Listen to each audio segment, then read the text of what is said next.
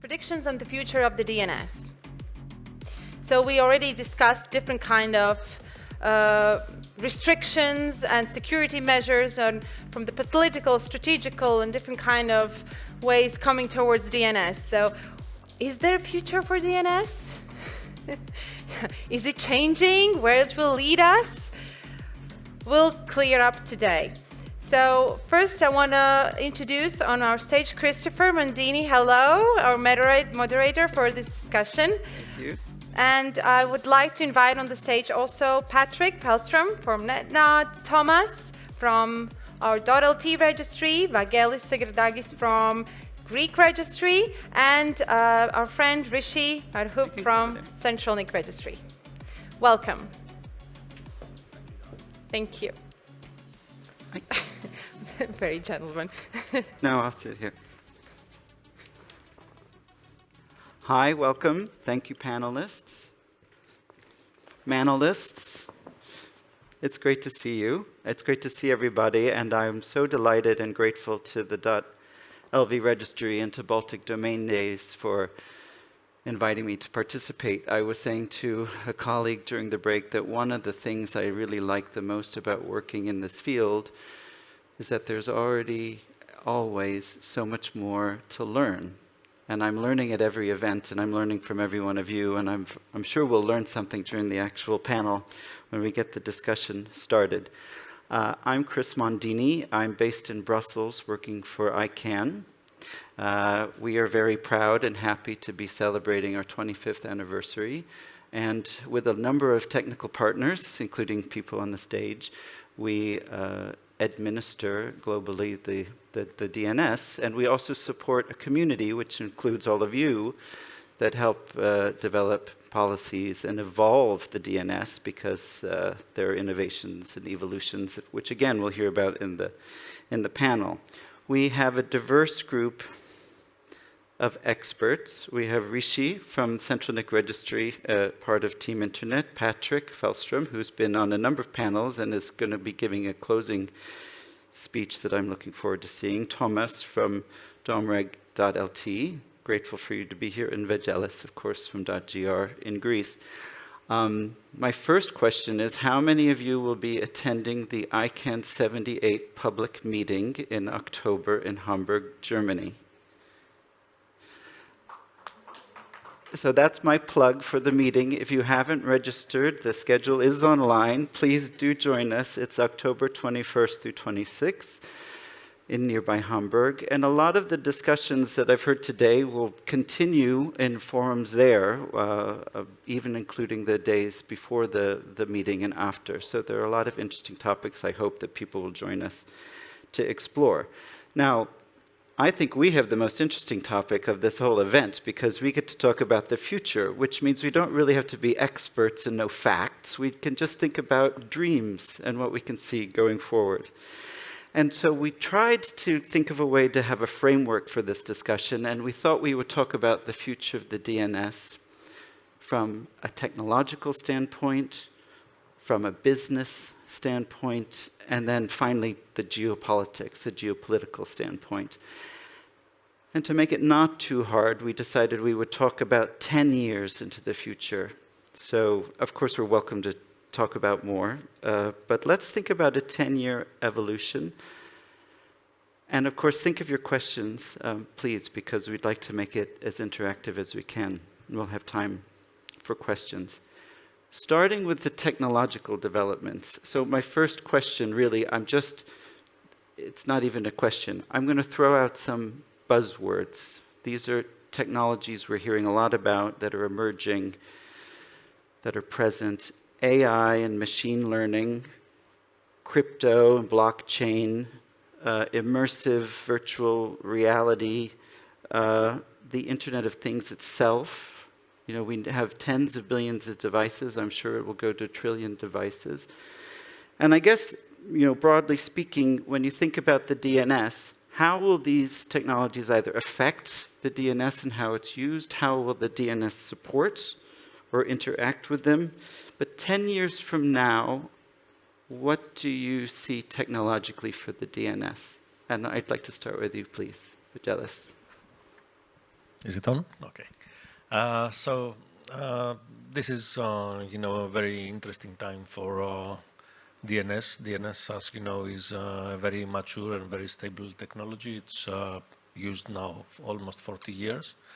And although many technologies have come and tried to actually use it and enhance it, there are a few select ones that have actually stayed with us, like DNSSEC.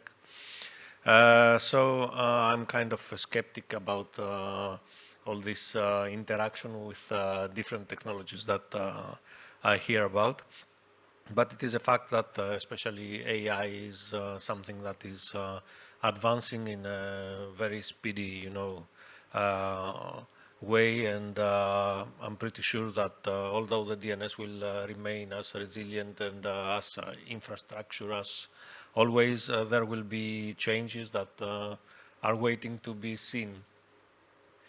So essentially, the DNS will still remain the key technology, and the other ones will just be around it.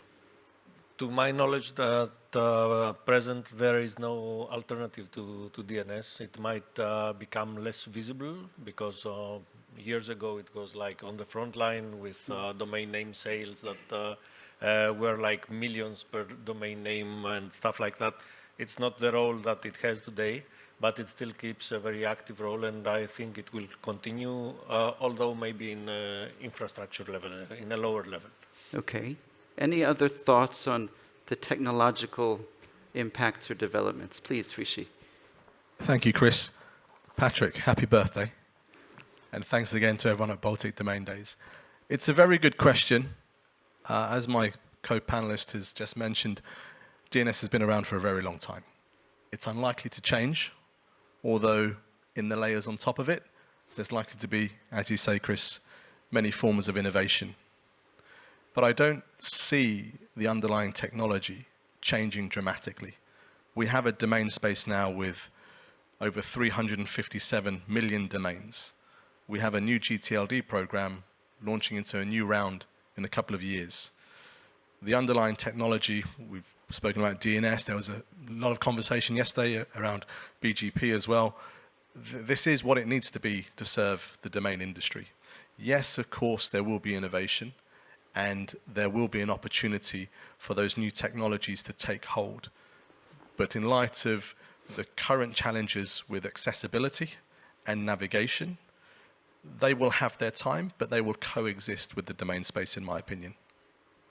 So BGP plus DNS, like my colleague said yesterday, is essentially the key underlying technologies. But I'm curious, will there be, maybe some of these technologies will enhance them or change the way they work for us? Absolutely, and some of that is untested. Some of that is very conceptual. And when we look at blockchain, for example, there are a lot of white papers discussing and theorizing potential developments of an ecosystem, secondary and tertiary ecosystems, to, again, play to new demographics and to allow new technologies to flourish. But in terms of where they lead from, they do all have a starting position, which is the domain industry, and they are layered on top of that. And I think the DNS will continue to be that stable bedrock for those new technologies to evolve from and to coexist within. Patrik, do you have thoughts? I think that the importance of the domain name system as the abstraction layer on top of IP addresses will increase in importance. And the reason for that is when we are moving into a IPv6-based internet sort of layer, and you would like to build that IPv6 layer in a robust and diverse way with multiple paths, you will increasingly have an IP address tied to the actual connection to internet where you connect. And this means that as soon as you move something, you need to update the IP address, which means that it's more and more important for something that you would like to connect to, update its record in the DNS. So the dynamic updates and other kind of things, regardless of what protocol you use to update your DNS zone, will be even more important, specifically when we move to IoT and other kind of things where people would like to connect to the devices without going to some insecure cloud services or whatever, or you would like to go via your own cloud service, cloud architecture. So anyways, So the IP layer will be more and more fixed to the topology. Domain names will be more and more important, but not what the actual domain name is. And then the third level that we should, layer that we should not forget is the HTTP or TLS layer, because the security on applications, I think, should be, and I hope we will see more and more trust and security on the application layer, so we don't have to, what I call, inherit trust in the DNS and the DNSSEC layer to the application layer. That's why we saw the attacks that Patrik just described is about that inheritance, that people, just because they see trust in the DNS layer, they trust applications. That's why we see some of these problems. So I hope in 10 years, that we will see a more crystallized, more efficient, and more stable, robust architecture on each one of those 3 layers separately. That said, we do have some connections, entanglements between them. For example, you do see a domain name as part of the DN in the certificate in the TLS. You use DNS and IP addresses to validate the certificate and vice versa. So you have those entanglements, but much, much more clear security and functionality in each one of those 3 layers is what I hope that we will see. Thank you. That's great. That's a positive and optimistic, and actually I'm positive and optimistic because I know you're working personally on these things, and it sounds like a good trajectory. I can probably be negative as well. I'm pessimistic. Okay, save that for another question. Please, go ahead, Tomas. For my opinion, let's say about this buzzword as artificial intelligence, it will not maybe impact the DNS as the system, as the domain name system, but it can change the way maybe domain name registrations are done. So it can impact maybe on registrar's business because it can connect different services, let's say email setup, web server setup, or hosting plans, and just to compile it to the user's need and maybe take from different providers. I think currently it's registrars are doing this, and for the regular people it's too complicated, too difficult. So also I thought I will say that domain name creation will be affected, but it's already affected. Yesterday we had talks with one of our registrars, so they are already actively using artificial intelligence as a service for their clients when we need to create a nice domain name for their business. So it's already. So you're talking about application of something like AI to help around the business processing of registration, choosing names, and that's actually a very good segue to the question about the business around the DNS. And I think, in fact, Rishi, your organization is already you're using some of these applications to help clients as well. Do you use AI in your operation? Yeah, absolutely, Chris. So to build on what Tomas has said, Team Internet is a wide and expansive group, and we have solutions for retail, corporate, registry solutions, and so on. And there has been a clear demand from people who want to register domains to have a way to register them that is more intuitive and based on the businesses they run. So rather than just typing into a domain name strip bar the name of the domain and the extension you want, you can now describe your business, and the AI-backed generative tool will throw out a number of, hopefully, more relevant options for you. That is perhaps the most basic iteration that many registrars will look to achieve, and we've done that. But that will have a snowball effect as the technology evolves and as it starts to take hold in a more programmatic fashion, especially when we're looking at the overall domain lifecycle. I'd like to stay a little bit with this sort of the business around the DNS, because that was the second lens through which we thought we would look into the future. And, in that respect, we're talking about both businesses that are within the domain name sector, those that are in the business itself, but of course, very importantly, businesses as users of the DNS, end users and the clients. And I could see that probably in both categories, the next 10 years could bring further developments and innovations like the one that you've just discussed. So sticking with the business innovation, 10 years from now, how will businesses be using the DNS? How will the domain name sector evolve? You've alluded to the upcoming expansion in the generic top-level domain space. We do know about the other developments that enables, GTLDs or domain extensions in different alphabets, non-ASCII script, Cyrillic for more inclusive, are there business opportunities there as well? And essentially, also, what are the opportunities for CCTLDs? So, leaving it out there broadly with the business question, and I'll start with you again, Rishi. What do you see 10 years from now? You can answer the question however you like. I threw out a lot of options for you. Thank you, Chris. So as Patrik actually mentioned in his presentation, there's a range of different options. And we've gone from a legacy extension business where it was com, org, net, and so on, to a couple of thousand now. And that's likely to grow substantially, in my opinion.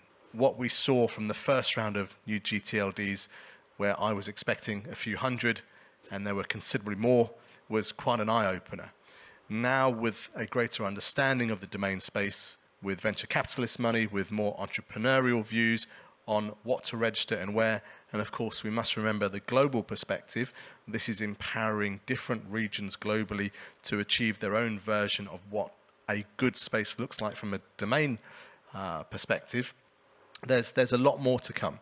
But with that choice, with those options, we also have to be careful around confusion and around there being too much inventory for people to choose from, where we devalue the inherent nature of our currency. So first of all, from the opportunities, yes, there's a need for smaller operators, perhaps CCTLD operators, to really have a look at their brand and make sure within a crowded market space, they're paying the right service and they have the right product set available to the market they want to serve. Because there is always an entrepreneur or a larger organization globally that's willing to eat a piece of their cake. And then further down the line, of course, we want to make sure that the right securities and protections are in place so that whether it's a GTLD or older extensions, they all are going to better protect the internet space, which is a theme I mentioned in my plenary in the Omega Hall, where we're leaving a good and healthy legacy for the next user of the internet space, the younger demographic. Yeah, that came through very strongly in your earlier remarks about the future generations that will be using these systems. From, if you care to comment on your trends you're seeing among your clients that are businesses, the way that they're using these domains, is there anything you'd like to predict there in terms of innovative applications, or maybe there's secret business plans that you're not allowed to share at this stage? But what could we possibly see or imagine 10 years from now? Yeah, so we're a very broad church. So we've got entrepreneurs running spaces like .xyz, .online, .press, .host, and they have very specific routes to market, and they have large teams sitting behind the technology to make sure they're building communities within their extensions. So they're not fly-by-night, they're looking at growing extensions and they want to be here for the long term. And then if we look at brands, as previous presenters have mentioned, they're having to find a balance between what they have registered, what they can register, and of course, where they're going to register and whether they have the budget available. Taking that 10 years down the line, there is not an infinite supply of cash for people to register domains. There has to be a balance. And what that balance looks like, I think, is good for us to discuss as stakeholders so that we can provide not solutions, but recommendations as to best practice and approach. And again, that has to be overlaid with security considerations, interoperability, and making sure that everything works for a cleaner and less abused internet space.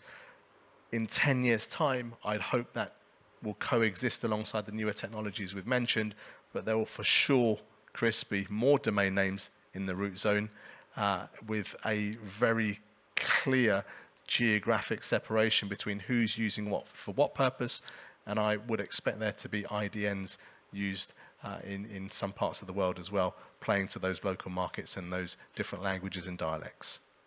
Thanks. I think it's very interesting when we talk about these issues, and again, talk about experienced practitioners like my colleagues here, that this ability to really balance all the perspectives, because just in one answer, we're talking about technology, stakeholders, the different balances of interest, technology, and business. So it's never just purely one thing. All of these topics are interrelated. Are there any other predictions from like the business side, either the domain name sector itself or beyond? Patrik?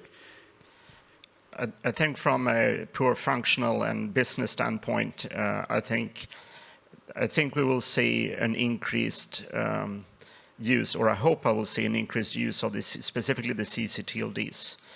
Because there are certain operations and lots of the functionality of businesses within the various jurisdictions, that because we have different jurisdictions in the world, you would like to operate your domain names within the same jurisdiction as you do your business.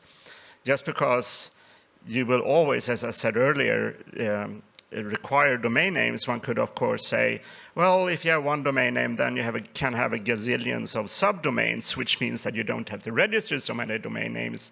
But that is also wrong also from a security standpoint, because if you operate multiple different functions within your organization, it might be very well from a security standpoint that you will have a limited as few labels in the domain names as possible, which means that you register a domain name for each one of your functions within each one of the CERT.LVs where you, or legislations, where jurisdictions where you provide your business.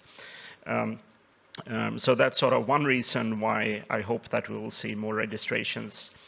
Another reason you brought up internationalized domain names, which, yes, the X and dash were me and a couple of other people you can blame for that. But anyways, the important thing there from a security standpoint is that people register maybe not so much, or of course, in their own script.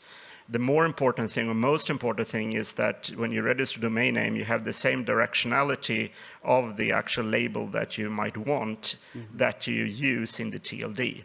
Because mixing directionality in the textual string, that is something that is one of the nastiest things that we actually can expose on the internet today, both regarding confusability and other things as well. So there are those kind of very important reasons for registering domain names in the correct TLD.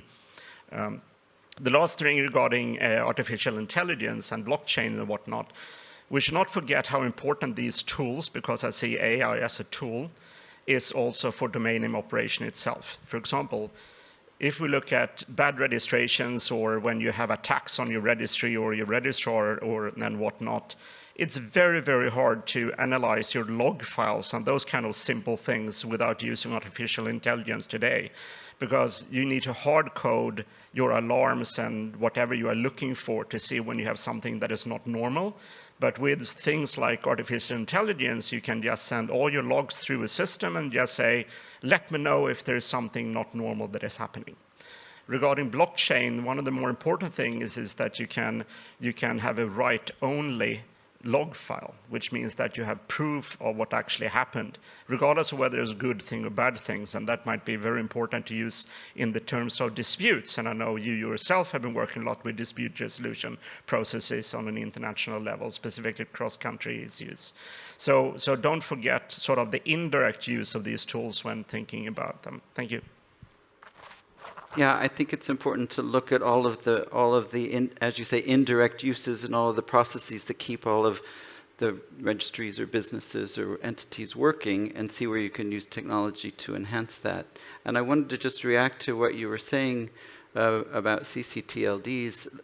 I've been living in Europe now for 3 years. I'm based in Brussels, and it's nice to see the diversity of the use of them. And I know this came up, I think, when we were talking yesterday too. It was interesting. A few years ago, people said, "Oh, social media will, supplant domains," but I'm actually relatively new to Instagram, believe it or not.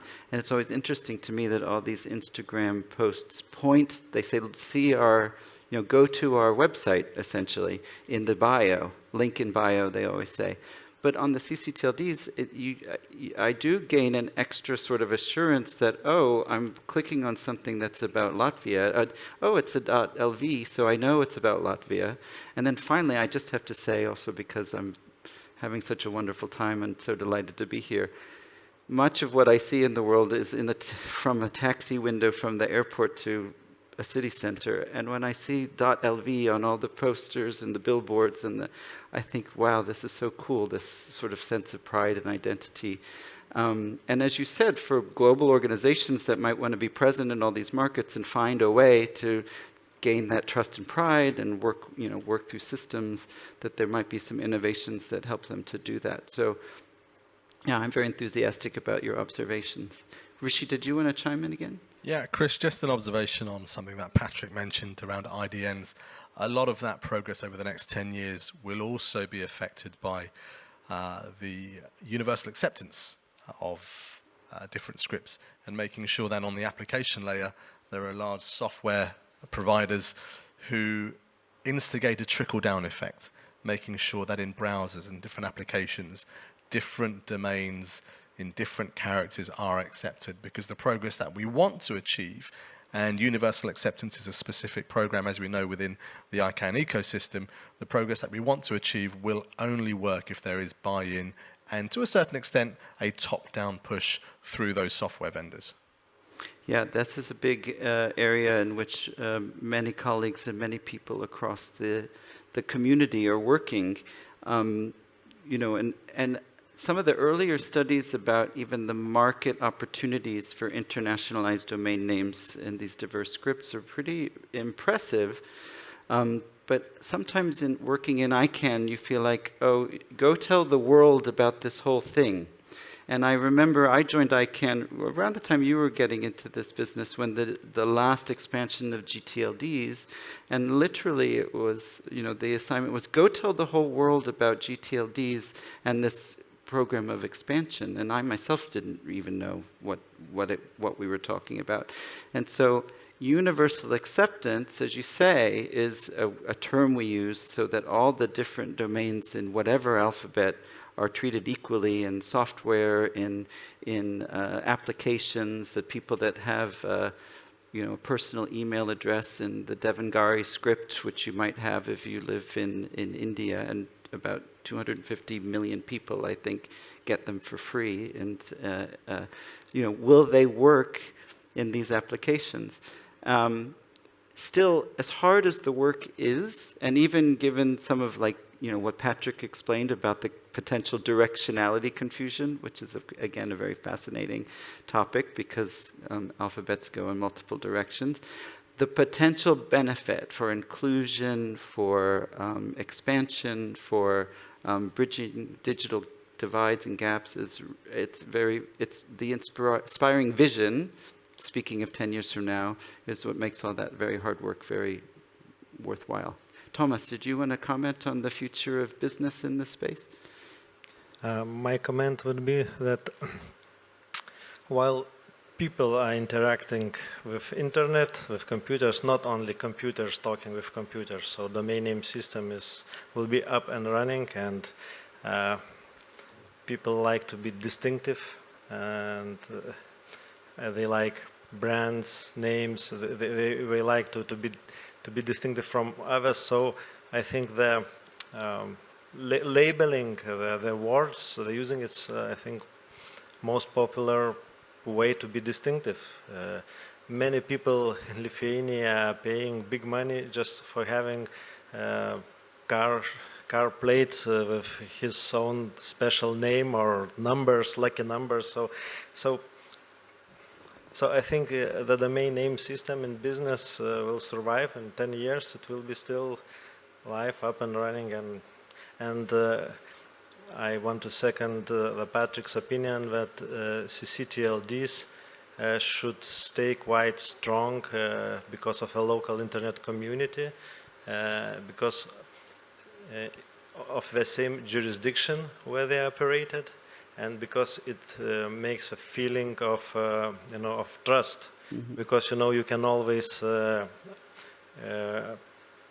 reach the registry administrator and find your problems, or even go to court in your country, in your language. And the new GTLDs that will arise, of course, they will find place in the global domain name industry, but there is a risk that the more domain names, they're harder for regular people to understand where is the domain name and where is the, I don't know, just words for let's say, directory or so, because currently the easiest way to let's say, find phishing emails, phishing links, so just understand which part is domain name, and then just to know, is it your bank's domain or not. So, and if TLDs will be any words, now it's already 1,500 of domain names, top level domains. So if it will be even more them, so it's, you will go to the old ones you trust, to your local, I think, domain names in your jurisdiction. So I think that way. So trust remains very important no matter how innovative or how much we evolve. Do you have any observations, Vangelis? First, to please remedy an inaccuracy. I'm not the CEO of ICS4. The registry, Oh, yes. the No, registry is a part of ICS4, okay. so I'm the administrator of the registry. You got a promotion just by joining us here on stage. That was good. Yes, I'll note it.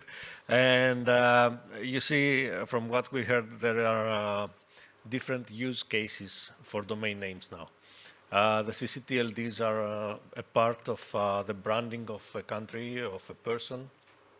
They belong somewhere to a local community, and they want to show it. It's either a local business or a local person. They want to belong to that, let's say, nation or culture or team or whatever. The other thing is that the GTLDs are a different kind of use. They are more generic. They provide maybe a better branding for companies that are actively around the world producing and selling things. And there might be even a third use case if smart devices start using domain names for their communication or whatever.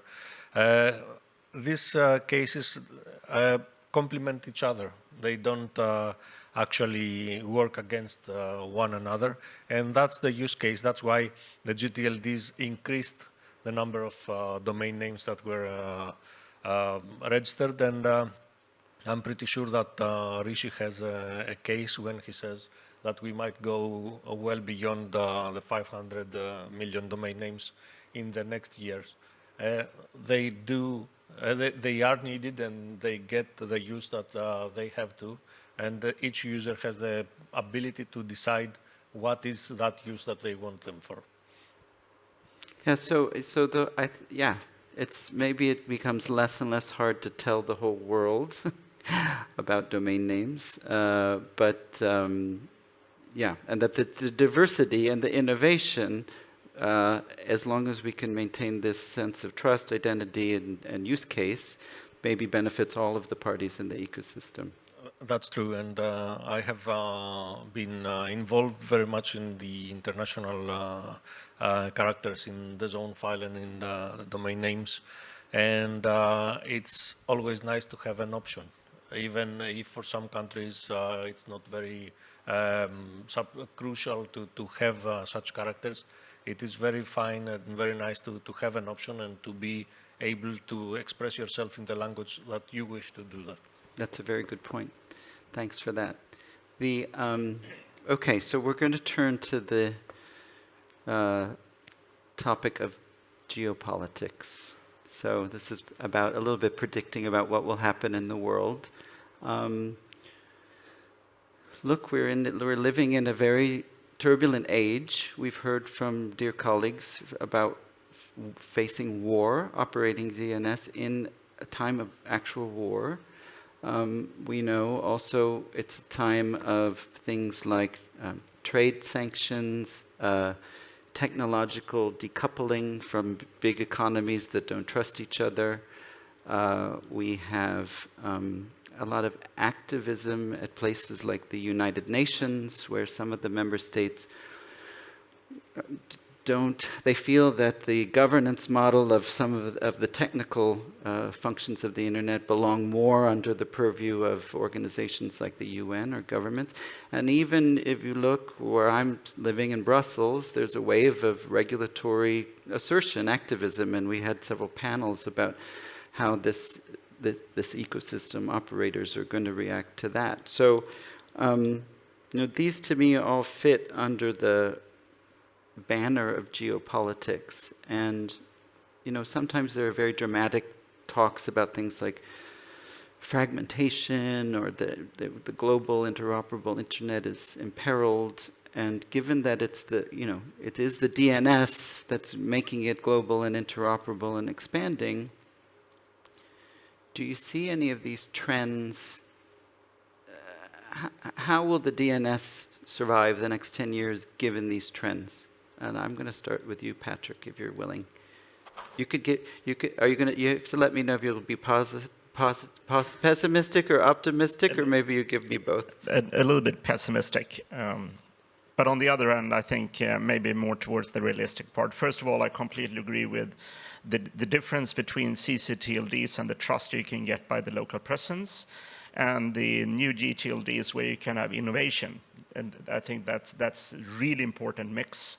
And I think just the existence of that mix is one of the key things for making DNS and the internet continue to survive.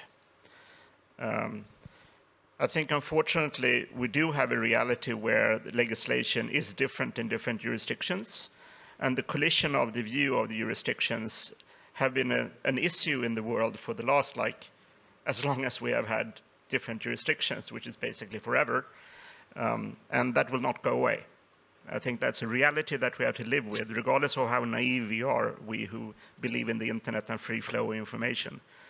That said, I think that the free flow of information and learning of each other is the only way to decrease those frictions.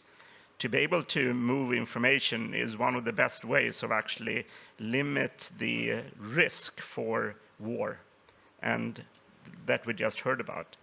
And that's why I think it's so, I'm so happy, for example, that the European Union do have an exemption from the sanctions to Russia regarding internet. And then people can ask, of course, why is that important? We can, of course, choose to not exchange any information with individuals and companies in Russia. But on the other hand, I personally, and I do understand that view, my view, though, is that it's a good thing to exchange information, because we do have people in Russia that don't like Russia, and it's important for them to be able to communicate. And that's one of the few ways, that's one way we can manage to actually break things down. So DNS global, internet being global, I think that is something that we should continue to fight with. But as you said, I think in that fight of globalization, we forgot to, for example, link the friendly countries together. I think to some degree, the 45 countries or whatever that is in minority that do have approximately the same view, unfortunately we have an increased friction between them. So unfortunately, I think that the next 10 years, we probably should work more together, we who have approximately the same view, and then we have to catch up again with the globalization, because we are in a much, much worse situation in the world now than what we were 10 years ago. So looking 10 years forward, I'm a little bit pessimistic there, and I think that unfortunately we might be at approximately the same situation. I'm afraid. Thank you. So pessimism about the state of the world, but still a DNS that survives.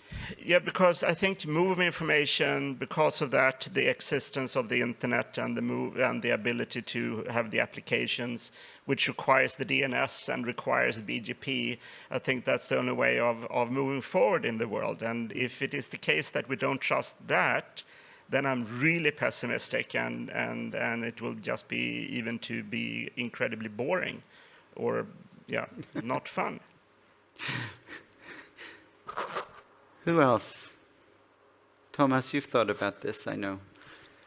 I maybe would say that there is really a big probability that during the next 10 years, maybe few new CCTLDs will appear because of wars, of geopolitical situation, maybe in Africa, and where still the governments are changing, the people are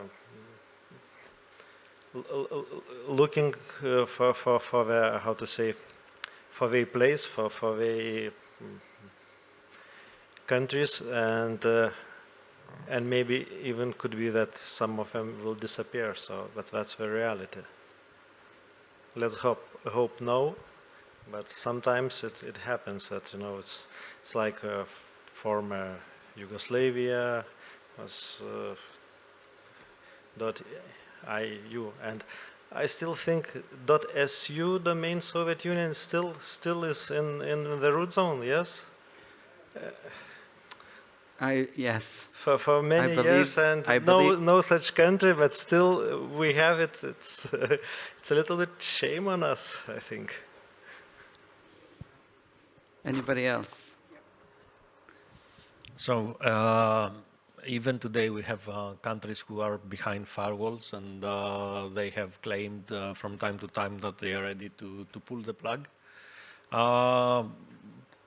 Regardless of my colleagues' pessimistic, thoughts, I think I'm optimistic, because they actually have never pulled the plug. They have understood that this free flow of information, this exchange of a voice with the rest of the world and the rest of our fellow citizens around the globe is much more than just pulling a plug and taking my country out of the system. They keep there. They try to stay there. The sanctions remain, away from that field, and that's a good way to see it. It's a way of communication that has to remain live. And of course, DNS not fragmented is good DNS.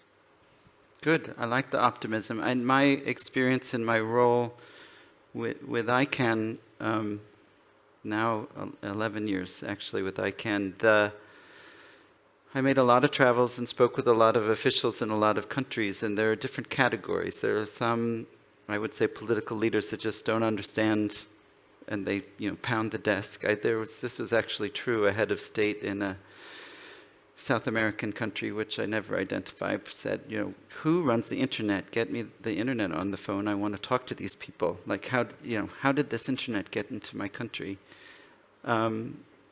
Which again, we laugh, but look, if you grew up and whatever you grew up as, how would you know? But then there are other categories that you were referring to where they're very savvy and very technologically advanced. And I had one meeting with somebody who had the title Minister, I think, of Information Safety or something, who said, look, I'm a really big fan of the internet. I just don't like the bad stuff information on the internet. Now, this was almost 10 years ago. And they would say things like, "Oh, well, we could make our own. We'll put all of our users on our own internet."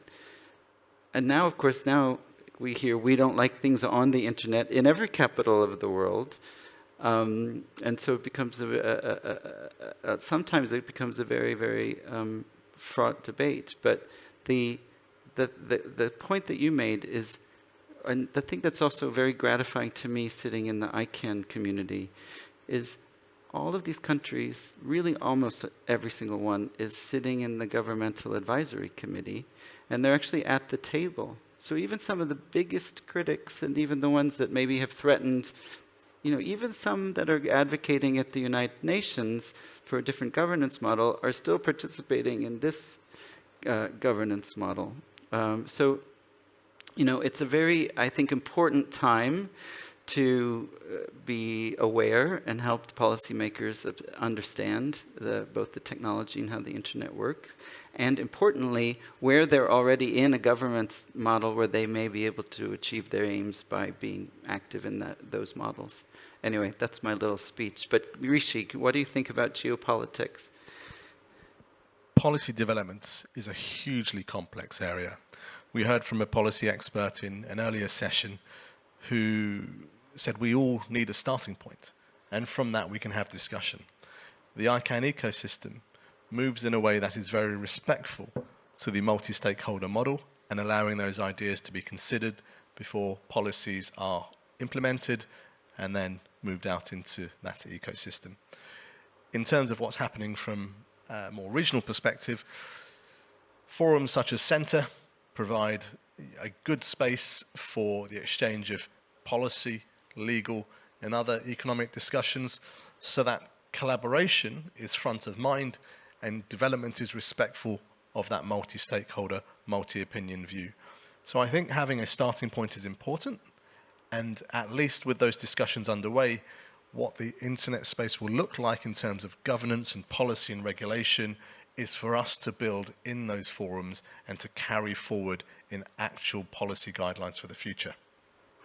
That's a great reminder. Also, coming up in the next week, I believe, in Kyoto, Japan, is the Global Internet Governance Forum, where these communities come to learn from each other, the multi-stakeholder communities that develop policies and standards and protocols, and also the political leaders, and of course business and civil society are there too. But yeah, to look at every opportunity to figure out what's our starting point, what is the problem we're seeking to solve, and sometimes we disagree on what those are.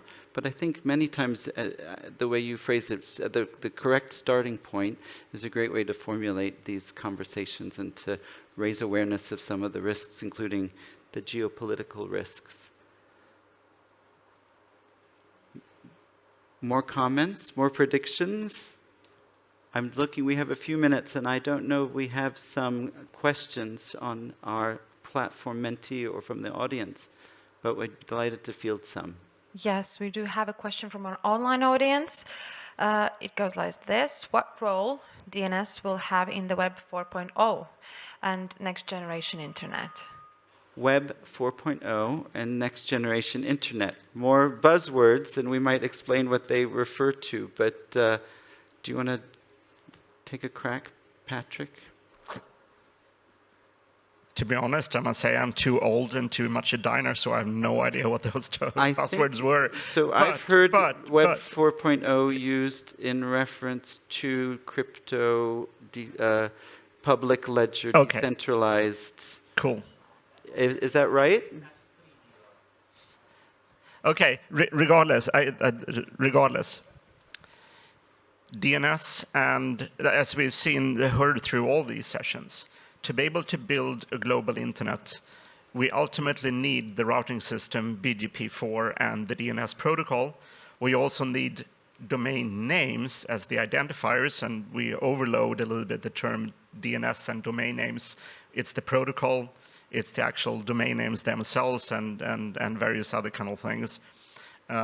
Those will be needed regardless. We need those when we are communicating, regardless of what we are using. And then, of course, like in social media, we have some different kind of identifiers. We need maybe dynamic DHTs and hash tables and distributed hash tables to be able to access things, but the things might still be domain names, even though we don't use the domain name, the DNS protocol.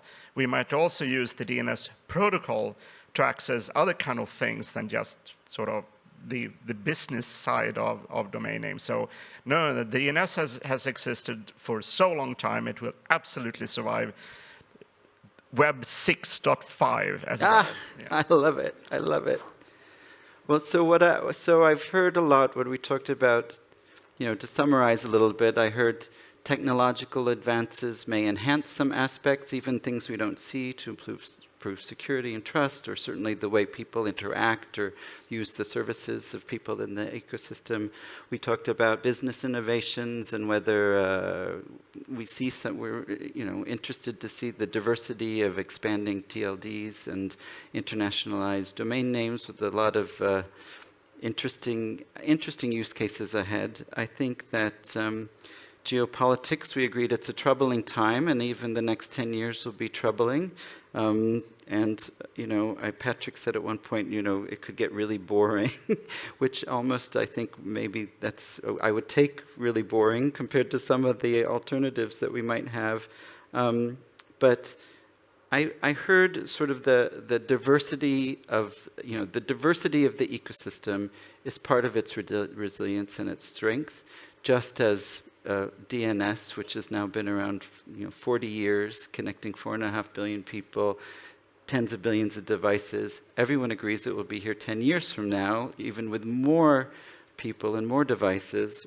And, and at the end of it, what is the problem we're trying to solve again? We love to talk about the DNS, but it's what the DNS enables, right? Developing a vaccination for a pandemic in record time, or monitoring the changes in climate in every corner of the world in real time, or sharing vital information for people that are fleeing a disaster or a conflict. Like, these are the things that are still enabled and so important that we preserve. So at the end of the day, I think all of us and our partners are working towards working in a really positive end goal for all of our fellow inhabitants of the planet. I think we're at the end of our time. Have we run out of time? We do have a little bit more time, and Okay. we do have an extra question. I think the discussion from online world is smoothly going in. So it goes like that. What is going to happen to a CCTLD in case of a country disappears indeed, in case of a war or a state failure, like .su 2.0 example? Because it also states where the future of DNS. So colleagues who are active in the CCNSO, which is the organization within that participates at ICANN among the CCTLDs, have made tremendous progress, even in just recent months, on policies about the retirement of domain names. And I'm sure there are people here that have much more detailed knowledge of the status. But I believe the status is that a policy exists, but I just don't know in terms of the steps to implement the policy. I can provide a little bit update on that. Yes, CCNSO has developed a policy. Members have supported the policy. The policy had been submitted to the board. The board has approved the policy, and it's basically has been implemented. If we talk about the details of retiring a CCTLD, then of course we can talk for another hour or so. But any CCTLD comes from the ISO 3166 list. That's a list of all countries and territories who have this 2- and 3-letter codes assigned. And that's done by the maintenance agency of the United Nations. If a country ceases to exist, then the maintenance agency at some point decides to remove the code from the ISO 3166, then the policy developed by the CCNSO will kick in, the CCTLD will be retired within a certain time. But with .su, that's a different story, and let's not go there at this moment, because see Katrina at the break. But yeah, this is another fascinating intersection of things that are political, technical, operational, and involving policy development. It's taken some time, and it's very complex, but it's a very good question. And if you'd like to learn more or participate, the ICANN meeting, it's free of charge. It's available online. You can fully participate online. but if you can make it to Hamburg, please join us, and you can participate in the development of the policies as well. Is there anything else, Dana? No, thank you. Okay. Let me just ask then, I think I could guess, but to finish in a word or two, are you feeling optimistic, pessimistic? Future of the DNS. I'm optimistic about the future of the DNS, and I'm cautiously optimistic about the general politics around it. Good, thanks. Sir? Thanks, Chris. I'm optimistic about the domain and DNS system and hugely optimistic about the ability to coexist with other new technologies and solutions that will help build a better internet for the next generation. Great. I'm even more than optimistic because, as I said, I think we will see even more innovative use of the DNS protocol itself.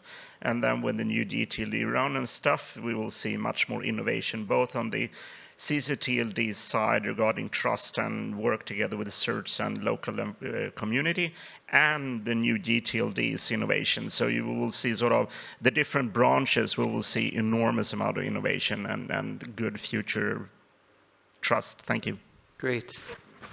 Yes, I am also optimistic about DNS, future for DNS, but with in mind that the regulation will be bigger, stronger, and from the local governments, and I think even from international position because of critical use of internet in our everyday lives, so, and of a protection of our users, internet users, our citizens. So.